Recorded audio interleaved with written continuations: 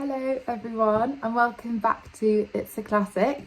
I felt that I had to do a video because Kaos launched on Netflix now, I would say maybe a month ago, and obviously this is all about Greek mythology, and this is a YouTube channel exploring how Greek mythology can infiltrate into TV and film, so I just couldn't help myself and I thought that I would do a little video on how there is one particular myth which uses not only the source material of the myth of Orpheus and Eurydice that we find in Ovid, but also uses all the different layers of reception and the retellings of those myths to form the depiction of Eurydice specifically in Kaos. Now, before I get into it, in case nobody has seen Kaos yet, and sorry, there are spoilers, this is an exciting new TV show which imagines, much in the same way that Percy Jackson did, that the Greek gods still live among us and interact with us in everyday life. So, for example, we have Poseidon, the king of the sea,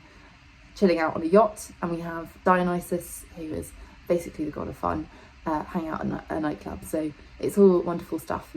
But I thought that the Orpheus and Eurydice myth in particular would be something that we could delve into. So, in Kaos, we meet Eurydice, known as Riddy, who's about to break up with her devoted rock star boyfriend Orpheus when she is killed in a car accident and finds herself on a ferry across the Styx. This is, of course, the modern equivalent of the boat used in the Greek mythology to transport the dead across the Styx, the river of the underworld. Orpheus descends to the underworld to retrieve her, only to find Riddy has fallen in love with someone she met there. She returns with Orpheus to the land of the living, but only because Medusa forces her to, so that she can tell everyone what she's seen in the underworld. Now, I'm not trying to give too much away, but that is quite a departure from the original myth, which I'll get into later. But first, let's look at how they've stuck to the original myth. In some ways, the version of this story we see in Kaos corresponds neatly to the original myth, which we know mainly from Ovid's Metamorphoses and Virgil's Georgics. In the original myth, Eurydice is killed by a snake bite, but in Kaos, this does not explicitly happen, and we see Eurydice instead wearing a snake bracelet before she dies. She is hit by a truck owned by a company called Serpent Solutions. Likewise, Orpheus in the myth is known as a famous poet, and in this version he's a famous rock star. Tennessee Williams also plays with this in Orpheus Descending, where one of the leading characters, Val, based strongly on Orpheus, is a musician. In the myth, as in Kaos, Orpheus also ventures down to the underworld to save Eurydice. This is not an everyday occurrence and is achieved only because Orpheus is such a beautiful musician that when he sings, according to Ovid, for the first time, the fates of the Furies were wet with tears, won over by his song. The king of the deep and his royal bride could not bear to refuse his prayer and called for Eurydice. Likewise in Kaos, we see Orpheus using his musical talent to win a chance at gaining access to the underworld when he enters a musical competition presided over by the Fates, where the prize, of course, is the chance to rescue your dead from the underworld. However, there are two main diversions here from the original myth. Firstly, Eurydice returns to the land of the living with Orpheus. This is a major departure from the original myth, where Orpheus and Eurydice can only make it back to the land of the living if he walks in front and she walks in back, and he doesn't turn around to look at her. Tragically, Orpheus, afraid that she was no longer there and eager to see her, turned his eyes. In an instant she dropped back, and he, unhappy man, stretched out his arms to hold her and be held, clutched at nothing but with the receding air.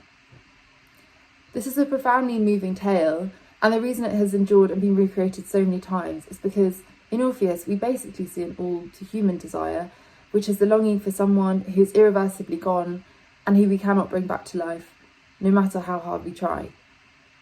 Film has alluded to the myth to powerful effect to explore a character's longing for someone who is now dead. In Mamma Mia 2, for instance, which is essentially a film about a young woman, Sophie, mourning the death of her mother, Donna, I believe that this myth surfaces when, towards the end of the film, Sophie has a christening for her newborn baby. At the christening, Donna's ghost proudly watches, and they have a final moment before Donna passes on. I'm convinced that the decision to have Donna walk backwards and disappear forever is an allusion to the myth of Eurydice. Just as Donna slips away forever once she has locked eyes with her daughter Sophie for the last time, so too does Eurydice slip away forever as soon as Orpheus looks back. And so it is interesting then, given the many of the numerous retellings of the myth draw on its powerful emotion, that Kaos chooses to invert the myth and use it to tell something entirely different. Kaos inverts the myth in two key ways. Firstly, in a shocking twist, Eurydice makes it back to the land of the dead.